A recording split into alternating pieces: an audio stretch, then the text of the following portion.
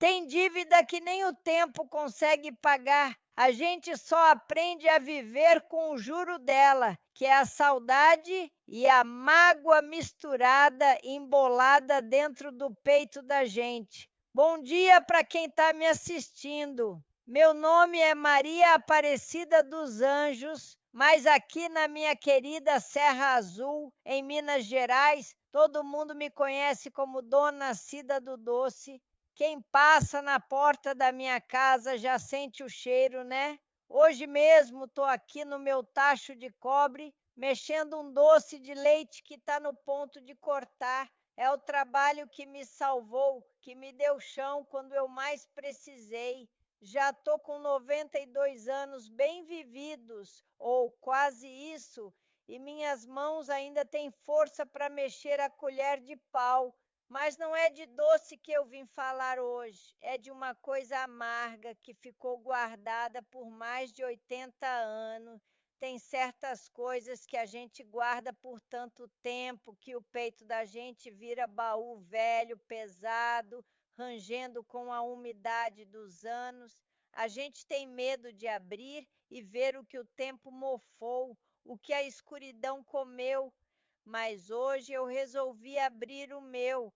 Meus bisnetos vivem me dizendo que minha história dá um livro, dá um filme. Eu não sei de nada disso, só sei que é a minha verdade. E talvez contando ela, eu alivie um pouco o peso dessa tampa. Então senta aí, pega um café, que a prosa vai ser longa. Nasci no ano de 1932. O mundo estava se aprontando para uma guerra lá longe, mas a minha guerra era outra, mais quieta e dentro de casa. Vim ao mundo numa casinha de pau a pique, com chão de terra batida, no meio de um cafezal que se perdia de vista, lá para as bandas de Três Pontas. O cheiro da minha infância era esse: terra molhada, café secando no terreiro e o medo. Meu pai era o coronel Belarmino, um homem alto, de bigode grosso e olhar que gelava a gente, dono de muita terra, de muito gado, mas também, como eu vim a saber depois, de muita dívida. A palavra dele era lei, e ai de quem duvidasse. Dentro de casa, ele não levantava a mão, não precisava. O silêncio dele já era uma surra. Ele era um homem de poucas palavras e nenhum afeto. Respeito na cabeça dele vinha pelo temor. Minha mãe, coitada, se chamava Generosa e era generosa no amor que dava escondido, no afago rápido quando o pai não estava olhando, na comida farta que botava na mesa, mesmo quando a despensa estava quase vazia. Ela vivia para servir o marido e os 8 filhos. Eu era a mais nova das 4 mulheres, a caçula, a que veio por último, quase que por descuido. Meus irmãos mais velhos já trabalhavam na roça desde que aprenderam a andar. O mais velho, o Juvencio, era o braço direito do pai e tinha a mesma casca dura. Nossa vida era humilde, mas era digna. A gente não passava fome, mas não tinha luxo. Brinquedo era sabugo de milho, boneca era um pedaço de pano amarrado que a mãe fazia. A gente não tinha essas modernices de hoje. Luz elétrica, só fomos ter muitos anos depois. Era tudo no candeeiro, na lamparina. Banho era de caneca, com água esquentada no fogão a lenha. E era nesse fogão que minha mãe me ensinou o que eu sei da vida. Foi ali, sentada num banquinho de madeira, vendo ela mexer as panelas, que aprendi a fazer os doces, os pães, o angu, o cheiro do fogão a lenha e das rezas baixinho que ela fazia antes de dormir são as memórias mais doces que eu tenho dela. Naquele tempo, a vida de uma mulher já vinha com destino traçado.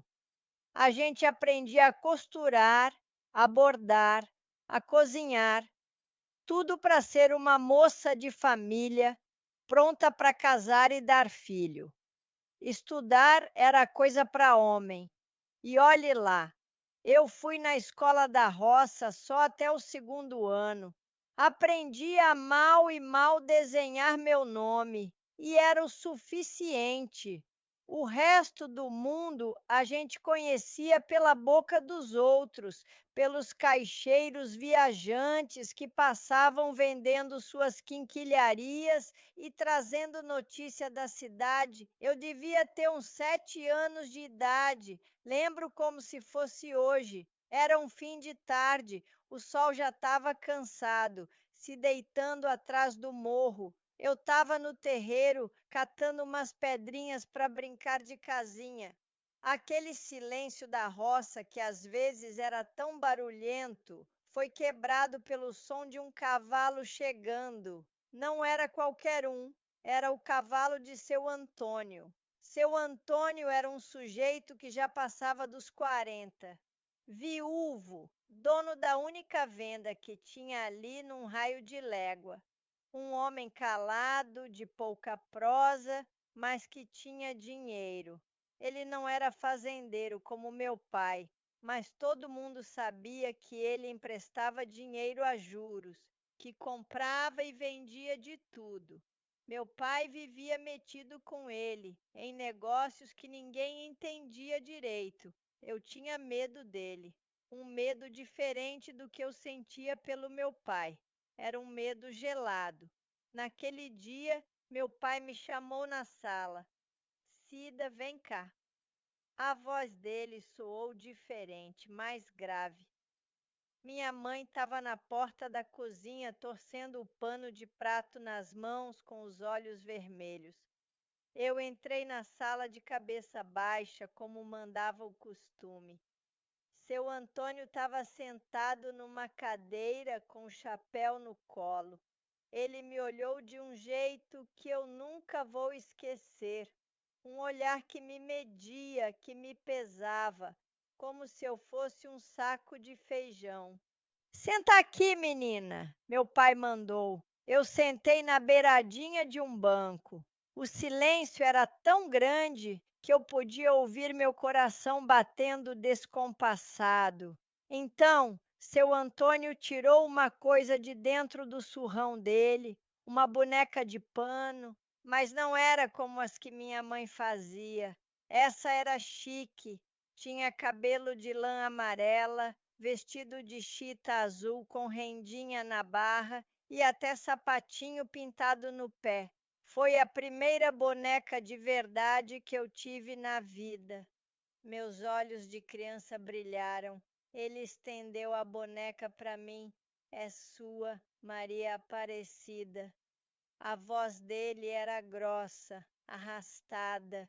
Eu olhei para o meu pai, esperando a permissão. Ele fez que sim com a cabeça. Eu peguei a boneca, abraçando ela com força. Era a coisa mais linda que eu já tinha visto.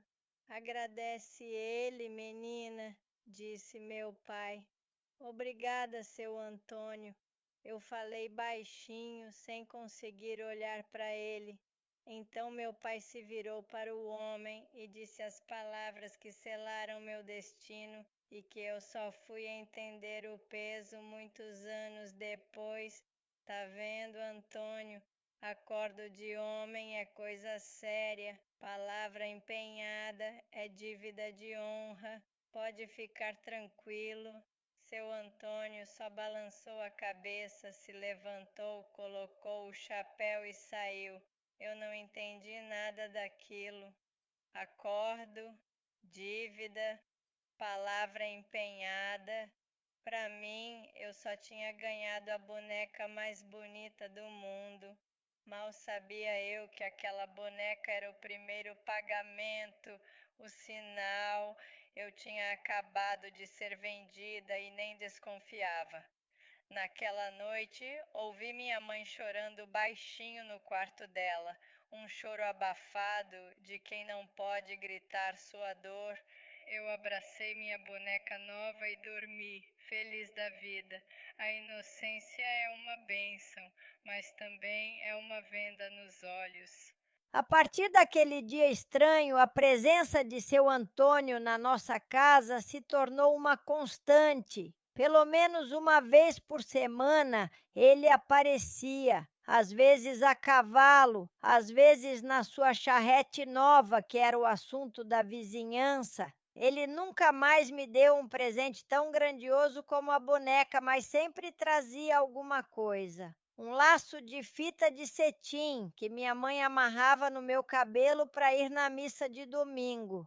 Um pedaço de queijo curado da venda dele, que tinha um gosto forte e diferente do nosso. Uma vez trouxe até um vidrinho de perfume com cheiro de flor, que eu só podia passar uma gotinha atrás da orelha. Meus irmãos me olhavam diferente, com uma mistura de pena e de um respeito que eu não entendia. As minhas irmãs mais velhas, que já estavam casadas quando vinham nos visitar, me olhavam com um olhar comprido, cochichavam pelos cantos com a minha mãe. Eu sentia que algo estava acontecendo ao meu redor, algo que me envolvia, mas ninguém tinha a coragem de me dizer o que era. Meu pai me tratava com uma atenção esquisita. Ele, que nunca reparava em nada, passou a me cobrar mais. Endireita essa postura, menina. Moça de família, anda direita. Ou vá ajudar sua mãe, aprenda a ser prendada. Você tem que ser muito grata a tudo que a gente faz por você. A palavra grata era repetida o tempo todo. Eu tinha que ser grata a seu Antônio pelos presentes, grata ao meu pai pela vida que eu tinha. Eu cresci com essa sensação de que eu devia alguma coisa, uma dívida de gratidão que parecia não ter fim. Vocês que estão aí me ouvindo devem estar se perguntando: mas que absurdo, uma criança! Pois é, naquele tempo as coisas eram diferentes. O mundo era outro, a palavra de um pai era sagrada e a gente não questionava, a gente só obedecia. Se você está gostando da minha história, já deixa sua curtida aí para me ajudar a espalhar essa prosa. E me conta nos comentários de que cidade vocês são, que eu gosto de saber até onde minha voz está chegando. Mando um beijo para a turma de Campinas que sempre me acompanha.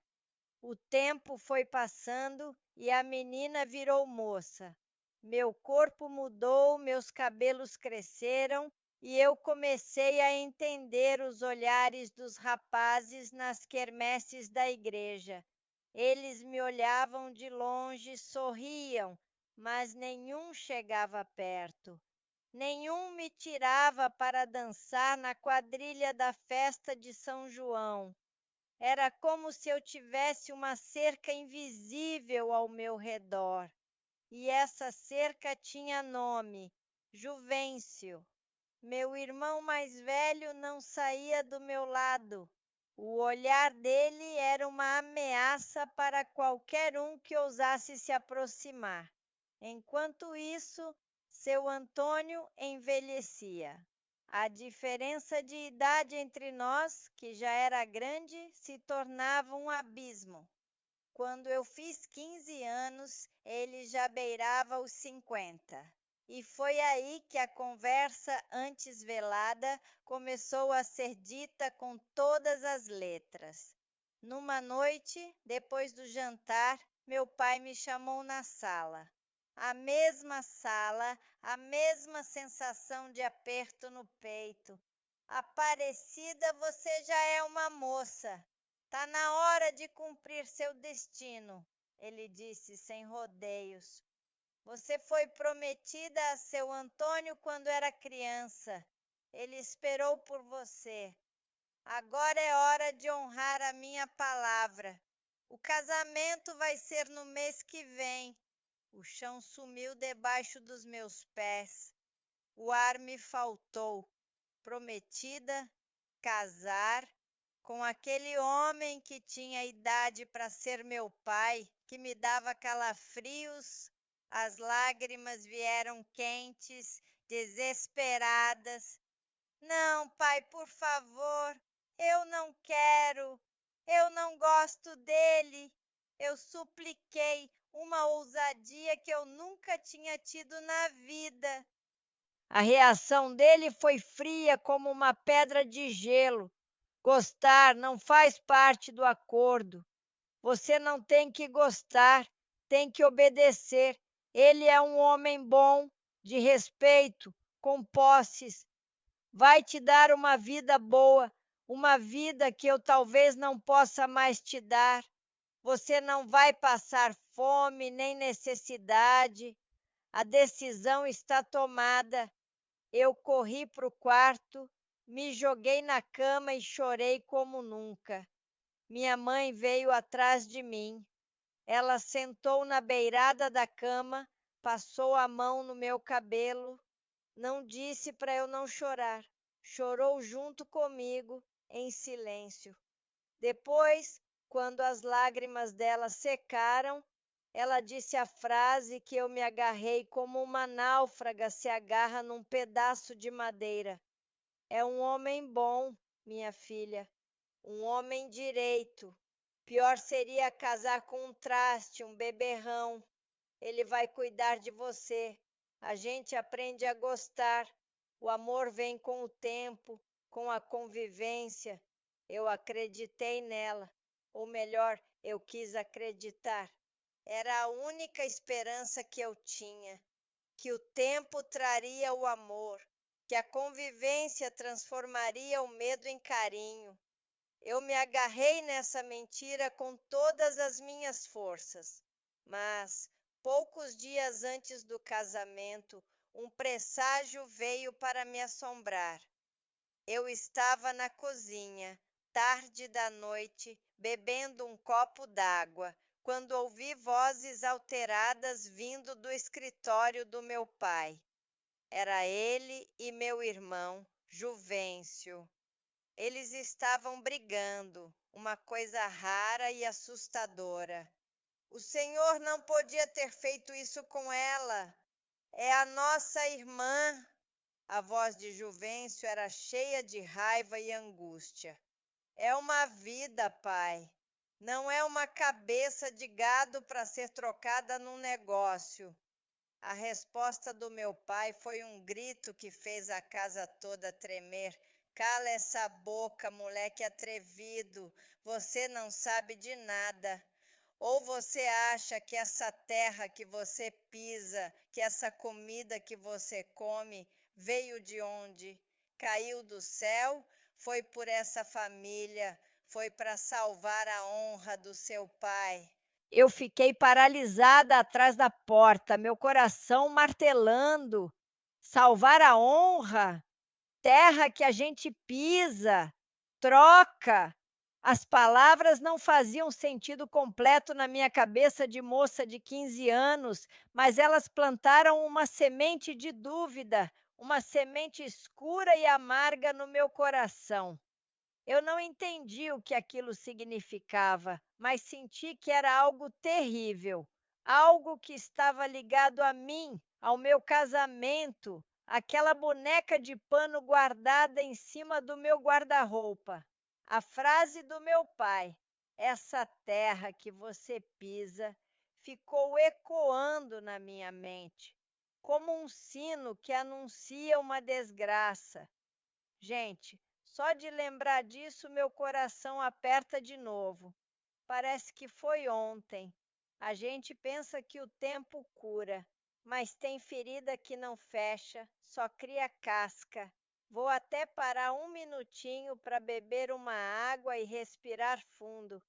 Olha, para quem está perguntando dos meus doces, no finalzinho do vídeo eu vou falar como faz para encomendar. E fiquem até o final, que hoje tem surpresa. Vai ter sorteio de um kit especial com meus melhores quitutes. Tem doce de leite, goiabada cascão e um doce de abóbora com coco que é de comer rezando. Para participar é fácil, tem que estar inscrito aqui no canal e comentar lá embaixo. Eu quero um doce da Dona Cida. O número do WhatsApp para fazer encomenda já está aí na descrição do vídeo, viu? É só chamar que minhas netas ajudam a responder. O casamento aconteceu numa manhã de sábado, um dia nublado que combinava com a minha alma. A igreja estava cheia, não de amigos, mas de curiosos. Todos queriam ver a menina de 16 anos se casando com o comerciante de quase 50. Eu usava um vestido branco simples, emprestado da minha prima. O véu era um pedaço de tule que minha mãe comprou com o dinheiro da venda de umas galinhas. Eu me sentia uma cordeira sendo levada para o abate. Na hora de dizer o sim, minha voz não saiu. O padre teve que perguntar 2 vezes. Eu olhei para a minha mãe no primeiro banco. Os olhos dela suplicavam. Eu olhei para o meu pai ao meu lado. O rosto dele era uma máscara de pedra. Eu disse uma palavra que não era minha, um consentimento que não vinha do meu coração. A casa de Antônio era boa, como meu pai havia prometido, de tijolo, com telha francesa, não de barro como a nossa. Tinha móveis de madeira escura, um assoalho que brilhava de tão encerado e até um banheiro dentro de casa, um luxo que eu nem sonhava. Ele me mostrou cada cômodo com um orgulho estranho, como quem exibe um troféu.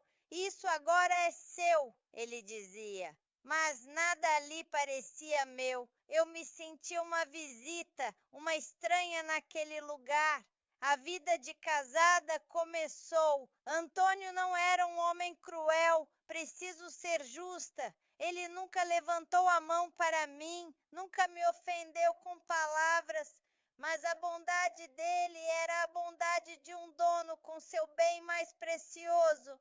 Ele me dava comida, roupa, um teto seguro, mas não me dava afeto, não me dava conversa, não dividia comigo seus pensamentos ou suas preocupações.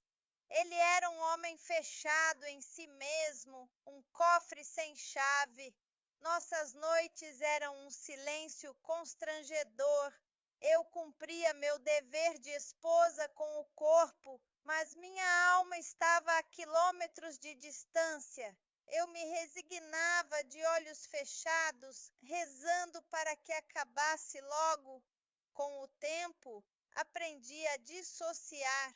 O corpo estava ali, mas a minha mente viajava para longe, para a casa dos meus pais, para as brincadeiras no terreiro, para uma vida que não existia mais.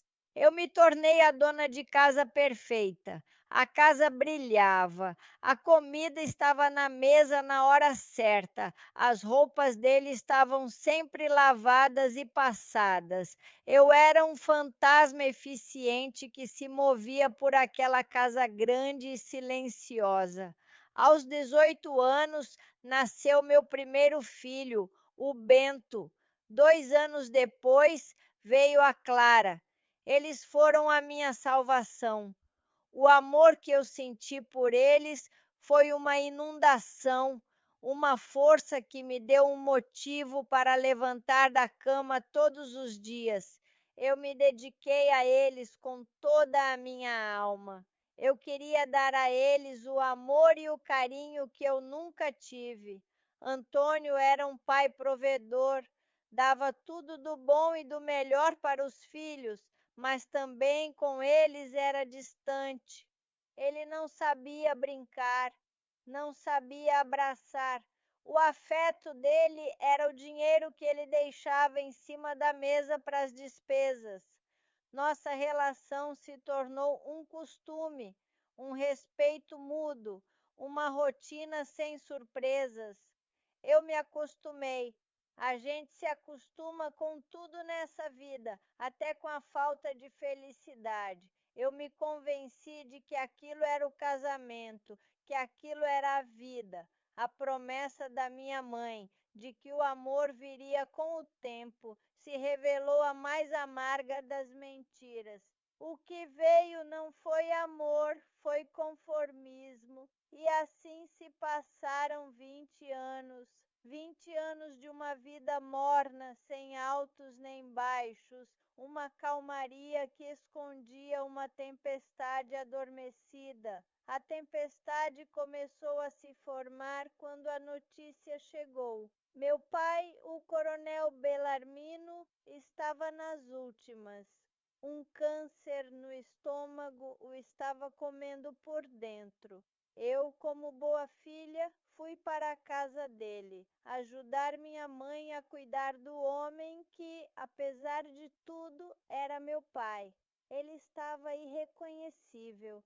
O homem grande e forte, de voz de trovão, agora era um corpo frágil, encolhido numa cama. A pele estava amarela, os olhos fundos.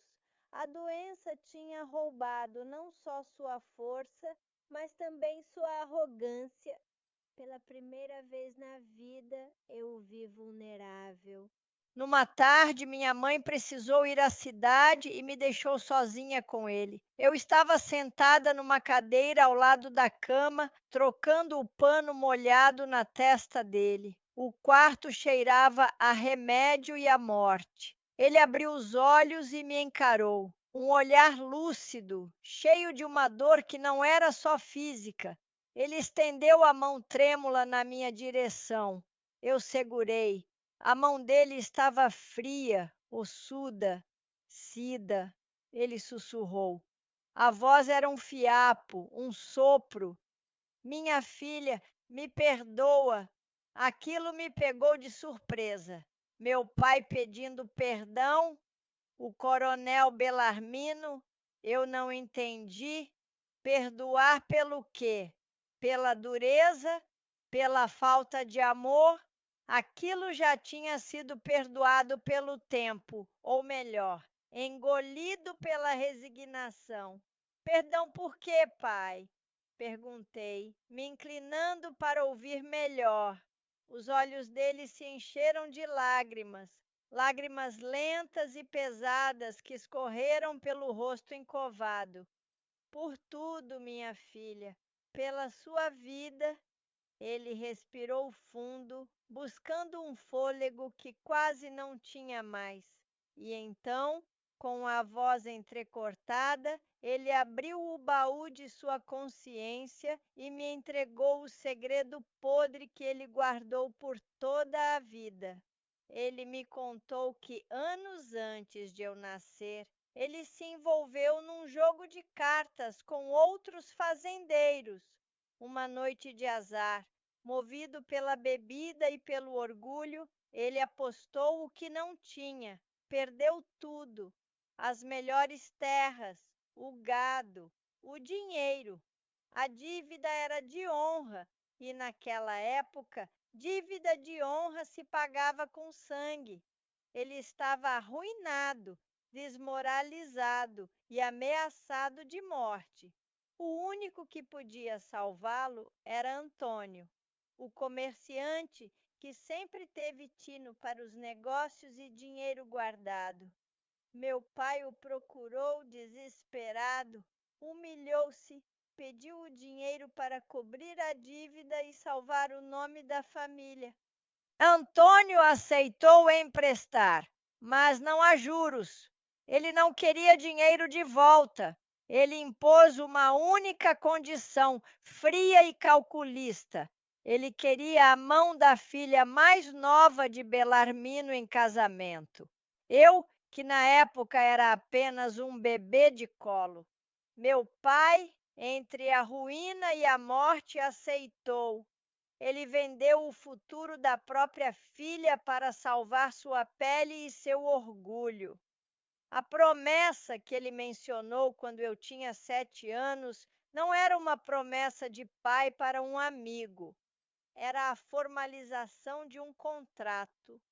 A boneca de pano não foi um presente, foi um sinal, o primeiro pagamento de uma mercadoria comprada a prazo. Os presentes, as visitas, era o credor inspecionando sua posse, esperando o tempo certo para recolher o pagamento final. A terra que meu irmão Juvencio mencionou na briga. Era a terra que meu pai conseguiu manter graças àquele acordo. Minha vida inteira, minha juventude, meu corpo, meu destino, tudo tinha sido o preço para pagar uma dívida de jogo. Eu fiquei ali parada, segurando a mão daquele homem moribundo, e o mundo ao meu redor se desfez em pó. O chão que eu pisei por mais de 30 anos se abriu numa fenda escura. O ar se tornou rarefeito. Cada peça do quebra-cabeça da minha vida se encaixou, formando a imagem mais monstruosa que eu poderia conceber. O choro da minha mãe naquela noite distante, os olhares de pena dos meus irmãos, a cerca invisível nas festas, a insistência na gratidão, o casamento forçado, a vida sem amor, tudo, absolutamente tudo era uma mentira, uma transação comercial. Eu não era uma esposa, eu era um bem, a última parcela de uma dívida vergonhosa. Eu olhei para o meu pai, o homem que me deu a vida e depois a vendeu. Naquele momento eu não senti raiva, não senti ódio. O que eu senti foi um vazio, um vácuo tão imenso e tão profundo que parecia que ia me engolir. Era a dor de uma traição que vinha da fonte da minha própria existência. As lágrimas que eu prendi por 20 anos de casamento, as lágrimas da menina assustada, da adolescente resignada, da mulher conformada, vieram de uma vez só, mas eu não chorei ali na frente dele. Eu me levantei devagar, soltei a mão dele e saí do quarto sem dizer uma única palavra. O silêncio foi a minha resposta. Deixei ele sozinho com seus demônios e sua morte iminente. Eu precisava encontrar um jeito de sobreviver à minha própria vida, que acabava de ser aniquilada. Eu voltei para a minha casa, para a casa de Antônio, no mesmo dia. Entrei e o mundo parecia diferente. Os móveis, as paredes, os objetos, tudo me olhava com zombaria. Eram os adereços do palco onde minha vida de mentira foi encenada. Antônio já estava doente naquela época, os anos pesavam sobre ele. Passava a maior parte do tempo na cama, com as pernas fracas e uma tosse que não o deixava. Eu continuei cuidando dele, dava os remédios na hora certa, preparava suas sopas, trocava suas roupas. Meus gestos eram os mesmos de sempre, mas por dentro eu era outra pessoa. Um deserto gelado havia tomado conta do meu peito. Eu o olhava, deitado naquela cama, e não via meu marido. Eu via o homem que me comprou. Uma semana se passou nesse silêncio mortal. Uma semana em que eu mal falei, apenas o necessário. Meus filhos, Bento e Clara, já adultos e casados, estranharam minha quietude, mas acharam que era o luto pela doença do meu pai, que morreu 2 dias depois da confissão. Fui ao enterro, fiquei ao lado da minha mãe, mas não derramei uma lágrima. Minhas lágrimas tinham secado naquele quarto. Numa tarde, eu entrei no quarto de Antônio para levar um chá. Ele estava me olhando com uma expressão de medo. Talvez meu silêncio o estivesse assustando mais do que qualquer grito. Eu coloquei a xícara na mesinha de cabeceira, puxei uma cadeira e sentei ao lado da cama dele. Fiquei olhando para ele por um longo tempo. Então, com a voz mais calma e fria que eu já tive na vida, eu fiz a única pergunta que importava: quanto eu custei, Antônio? O corpo dele deu um solavanco na cama, os olhos se arregalaram, o rosto pálido ficou ainda mais branco. Ele abriu a boca para falar, mas nenhum som saiu. E então, pela primeira e única vez em todos os nossos anos de convivência, eu vi Antônio chorar. Não foi um choro alto, foi um choro baixo, vergonhoso, de um velho derrotado. As lágrimas escorriam pelo seu rosto enrugado e se perdiam no travesseiro. Ele nunca respondeu com palavras, mas aquele choro foi a confissão que eu precisava. Foi a assinatura final no contrato da minha vida. Eu me levantei, dei as costas e saí do quarto. A partir daquele dia, eu cuidei do doente, mas o marido já estava morto para mim. Antônio viveu mais 2 anos. 2 anos em que eu fui sua enfermeira, cumprindo um último dever, não por amor ou gratidão, mas por uma compaixão humana que eu ainda tinha por aquela figura patética. Quando ele morreu, eu senti alívio, o alívio de um prisioneiro que finalmente vê a porta da cela se abrir. Fiquei viúva com meus filhos já criados, cada um com sua família. Herdei a casa, a venda, um bom dinheiro no banco. Todos esperavam que eu vivesse o resto da minha vida como uma viúva rica e respeitada, mas eu não podia. Cada tijolo daquela casa, cada centavo daquele dinheiro estava manchado com o preço da minha felicidade. Tomei uma decisão que chocou a todos. Vendi tudo, a casa, a venda, as pequenas terras que ele tinha. Juntei o dinheiro, chamei meus filhos e dividi a maior parte entre eles. É o que o pai de vocês deixou, é direito de vocês, eu disse.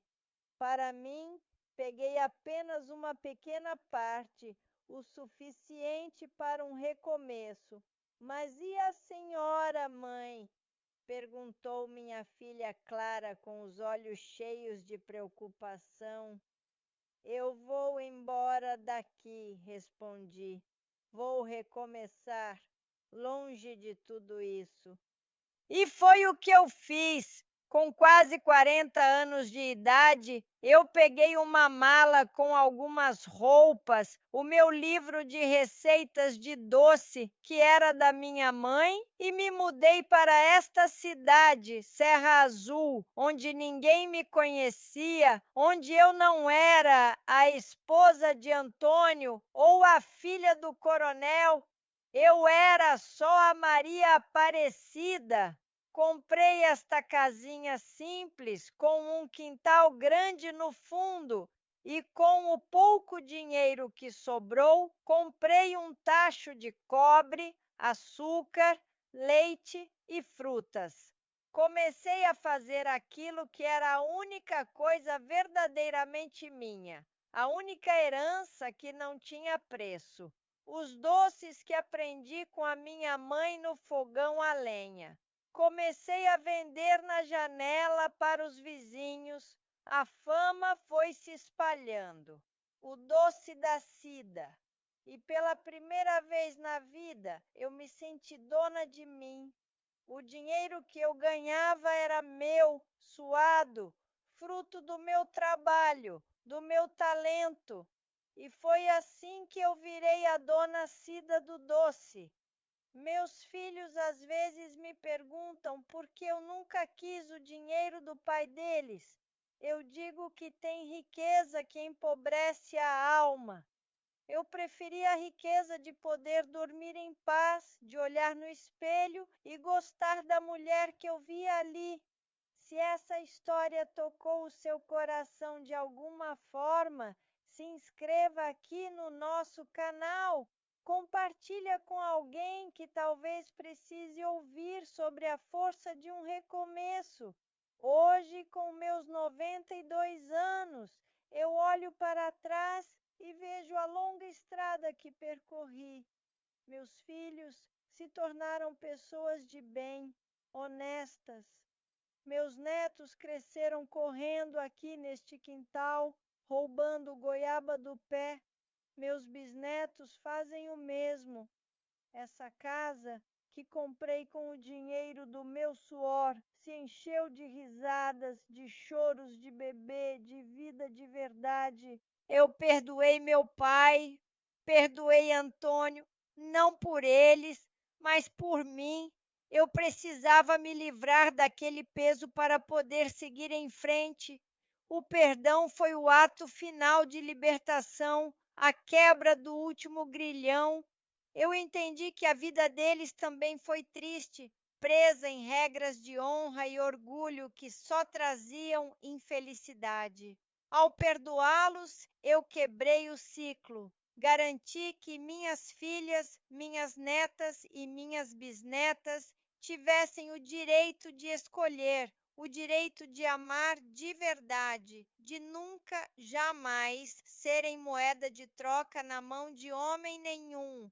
A vida longa me deu esse presente, a chance de ver a história continuar e de reescrever o meu final. Eu não sou mais a menina vendida, eu sou a matriarca, a dona Cida. A minha história é a prova de que, mesmo do solo mais amargo, pode nascer a flor mais doce. Obrigada por ficarem comigo até o final, por abrirem seus ouvidos e seus corações para a minha prosa. Hoje eu tenho 92 anos, 2 filhos, 7 netos e 15 bisnetos. E, se Deus quiser, mais um tetraneto a caminho. Eles são a minha verdadeira riqueza, a minha verdadeira herança. Não se esqueçam do nosso sorteio. Comentem aqui embaixo. Eu quero um doce da Dona Cida para concorrer àquele kit delicioso. Um beijo grande no coração de cada um de vocês e fiquem com Deus.